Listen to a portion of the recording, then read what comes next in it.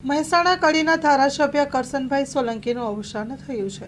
કેન્સરની બીમારી સામે લડતા હતા કરશનભાઈ સોલંકી. 11 કલાકે કરશનભાઈ સોલંકીની અંતિમ યાત્રા કાઢવામાં આવી. કડી ખાતેના નિવાસસ્થાનથી અંતિમ યાત્રા તેમના વતન નગરાણસર ખાતે જશે. સ્ટોરી રિપોર્ટ બાય મયુર પંડ્યા, મહેસાણા. કડીના ધારાસભ્ય માનનીય કરશનભાઈના દુઃખદ અવસાનથી ખૂબ જ દુઃખદ થયું છે.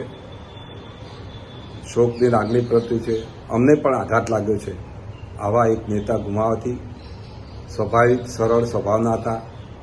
લોકો વચ્ચે ચાલતા ફરવું, બસમાં ફરવું, નાના કાર્યકર્તાની આંગળી પકડીને એના કામ પૂરા કરવા સાથે જવું અને જે પ્રશ્નો હોય એને સરળતાથી ઉકેલ લાવવામાં એમની હર હંમેશ એમના પ્રયત્નો રહેલા.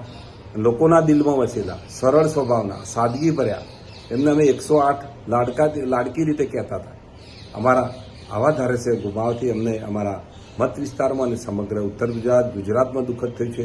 આવા ધારાસભ્ય સાદગીભર્યું જીવનનો જો દાખલો લેવો તો માન્ય કડીના ધારાસભ્ય આપણા કરશનભાઈનો દાખલો લઈ શકાય. એમનું જીવન સાદગીભર્યું અને હર હંમેશ એમનું જીવન કાર્યકર્તા માટે પ્રેરણાદાયક છે. આજે એમનું દુઃખદ અવસાનથી અમને ઘેરા શોકની લાગણી પ્રવૃત્તિ છે. અમે બહુ દુઃખદ થયા છે. ભગવાનને પ્રાર્થના કરીએ કે એમના આત્માને શાંતિ આપે, એ જ પ્રાર્થના.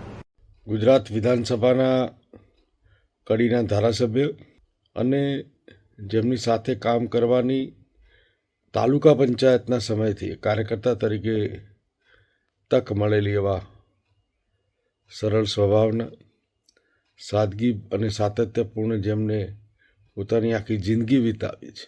બસમાં મુસાફરી કરી અને ધારાસભ્યોની ફરજો નિભાવતા હતા એવા આદરણીય કરશનભાઈ સોલંકીજી આજે આપણી વચ્ચે નથી રહ્યા. રાજકીયમાં મુઠ્ઠી ઊંચેરા માનવી તરીકેની જિંદગી એમને જીવી છે અને સતત પ્રજાના પ્રશ્નો, વિસ્તારના પ્રશ્નો અને રાજ્યના પ્રશ્નો માટે પ્રજાની વચ્ચે રહી અને સરકારમાં રજૂઆતો કરનારા આ ધારાસભ્ય એમને હું મારા હૃદયથી શ્રદ્ધાંજલિ આપું છું.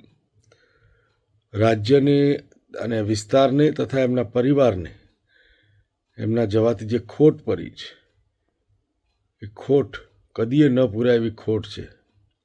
પ્રભુ એમના પરિવારને આ દુઃખ સહન કરવાની શક્તિ આપે એવી સોમનાથ દાદાને પ્રાર્થના કરું છું.